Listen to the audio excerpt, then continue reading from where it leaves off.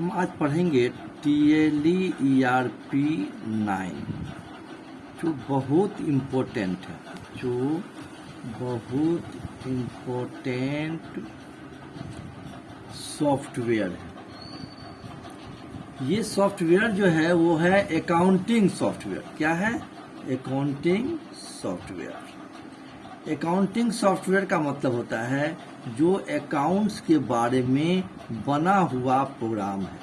Setup instruction जो इसमें दिया हुआ है, सेटअप इंस्ट्रक्शन इसका जो है वो है अकाउंटिंग सॉफ्टवेयर जैसा।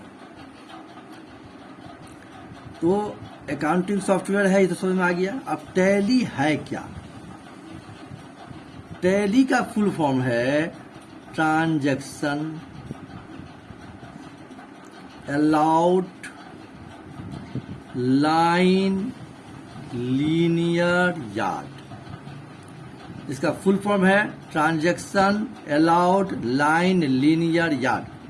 ट्रांजैक्शन का मतलब होता है लेन देन। तो लेन देन किसका होगा? एक अकाउंट से हेड या लेजर का लेन देन होगा। अलाउड का मतलब होता है स्वीकृति देना। लाइन और लीनियर का मतलब है सीक्वेंस में। यार्ड का मतलब होता है संस्था। तो टैली जो बना है एक संस्था है। और ये कब बना? टैली 1988 में पेट्रोनिक प्राइवेट लिमिटेड एक कंपनी थी, जिस कंपनी के सभी ऑल प्रोग्रामर मीटिंग करके और एक सॉफ्टवेयर डेवलप किया, जिस सॉफ्टवेयर का नाम उन्होंने क्या कहा? टैली। टैली जैसे जैसे समय बीतता गया, टैली में भी परिवर्तन होते गया। मान लीजिए सबसे पहला टैली जो आया वो 4.5 वर्जन था। उसके बाद आया टैली 5.0, 5.4 वर्जन, 4.5 वर्जन। फिर आया टैली 5.0, 5.4 वर्जन। फिर आया 6.3 वर्जन। और उसके बाद आया टैली 7.2 वर्जन। और उसके बाद आया टैली ERP 9 जो अभी चल रहा है विथ GST। GST का मतलब होता है गुड्स एंड सर्विस टैक्स। अब आपके मन में ये बात उठता होगा कि आप ये टैली वर्जन जो चेंज हुआ तो क्यों चेंज करने की जरूरत पड़ी?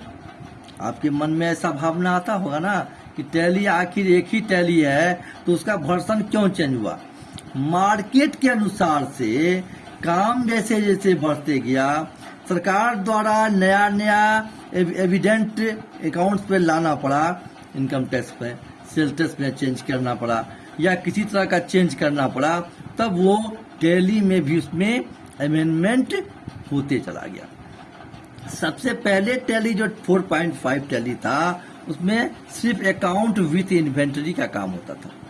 अकाउंट ओनली फॉर अकाउंट्स का काम होता था। किसमें होता था? ओनली फॉर अकाउंट्स का काम होता था। ओनली फॉर अकाउंट्स का मतलब होता है कि सिर्फ डेबिट क्रेडिट का ट्रांजैक्शन होगा, कैश बुक बनेगा और जर्नल का काम होगा। लेकिन दूसरा फिर वर्जन आ गया टैली 2000 ईस्वी में। तो 2000 ईस्वी में जब टैली आया, इसका काम क्या हुआ? Tally account with inventory. Inventory का मतलब हो गया स्टॉक का काम आने लगा। अकाउंट्स भी आया और स्टॉक भी आ गया। उसके बाद फिर अमेंडमेंट होते गया तो 6.3 टैली आया। उसमें क्या हुआ? इंटरनेट की सुविधा हो गई। क्या हो गया? इंटरनेट की सुविधा मिलने लगी। उसके बाद 2005 में सरकार वैट लागू किया। वैट का मतलब था वैल्यू एडेड टैक्स। तो वैल्यू एडेड टैक्स का मतलब हो गया कि वैल्यू पर टैक्स। तो वैल्यू पर जब टैक्स लगने लगा तो टैली में भी चेंज करना पड़ा। इसमें इनपुट और आउटपुट दोनों मिलने लगा। तो जब इनपुट मिलने लगा तो जब हम परचेज करेंगे तो इनपुट होगा और सेल करेंगे तो आउटपुट होगा, और दोनों के बीच का जो अंतर हुआ वही हमारी लायबिलिटी टैक्स में बनती थी। इसलिए क्या हुआ, 2005 में टैली में अमेंडमेंट होके 7 पॉइंट टैली वर्सन वैट आ गया। इसके बाद अमेंडमेंट होते होते टैली 1/7/2017 में गवर्नमेंट एक रूल लाई अकाउंट्स में अपना फिनेंशियल पोजीशन के अनुसार से वो टैक्स लाई, जिसका नाम हो गया goods and service tax. Goods का मतलब होता है आइटम और सर्विस का मतलब होता है सेवा। तो गुड्स आइटम पर टैक्स हो गया और सेवा पर टैक्स। तो सर्विस टैक्स को खत्म करके उसने क्या कर दिया, goods and service tax GST, जिसको हम लोग 3 भाग में बांटते हैं। एक होता है